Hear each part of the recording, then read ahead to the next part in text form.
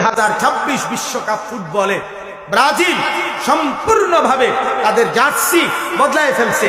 গত পর্যন্ত তাদের 1950 সাল থেকে 2026 সাল পর্যন্ত তাদের যে হলুদ জার্সি ছিল, এই হলুদ জার্সি তারা বদলাইয়া নতুন শেডের জার্সি আনছে। সারা পৃথিবীর অনলাইনে আজকে খবরে আসছে, সারা বিশ্ব আন্তর্জাতিকভাবে, যে ব্রাজিলের ওই জার্সির নতুন জার্সি যেটা গেঞ্জি আর কি গায়ে দেয়, ওইটার মধ্যে শয়তানের প্রতিকৃতি, শয়তানের আকৃতি, মুখোশ এটার ভিতরে ছাপানো আছে।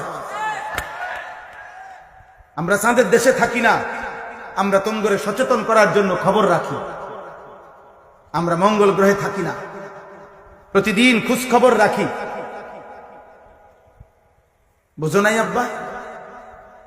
সারা পৃথিবীর সচেতন মানুষ প্রতিবাদ করছে অনলাইনে যে ব্রাজিলের এই জার্সির মধ্যে শয়তানের প্রতিকৃতি, শয়তানের মুখোশ এটার ভিতরে আছে। তুমি নালে লেখো অনলাইনে, গুগলে সার্চ দিয়ে লেখো যে ব্রাজিলের 2026 জার্সি নিয়ে বিতর্ক কি, দেখো। তুমি লাগাও, দেখো। বলো ভাই, তাহলে রক্তে যার ঈমান আছে, কলিজার মধ্যে মায়ের পবিত্র রক্ত যার আছে, ওই বেঈমানদের সাথে আমাদের কি সম্পর্ক? বলে না ভাই? ব্রাজিল আর্জেন্টিনার সাথে আমাদের ঈমানের কোনো সম্পর্ক আছে? আমাদের কালেমার কোনো সম্পর্ক আছে? আমাদের কাবার কোনো সম্পর্ক আছে? আমাদের মদিনার কোনো সম্পর্ক আছে? আমাদের নবীর কোনো সম্পর্ক আছে? আমাদের সাহাবায়ে কেরামের কোনো সম্পর্ক আছে? আমাদের আউলিয়াদের কোনো সম্পর্ক আছে? আমাদের আল্লাহর কোরআনের কোনো সম্পর্ক আছে? আপা আচ্ছা বাদ দাও, রাখো এটা এবার এক সাইডে। ব্রাজিল আর্জেন্টিনার সাথে আমাদের বাংলাদেশের এই মাতৃভূমির প্রতি যার মায়া আছে, এই বাংলাদেশের আর্থিক, সামাজিক, রাজনৈতিক যে কোনো ক্ষেত্রে কোন দিক দিয়ে মিল আছে?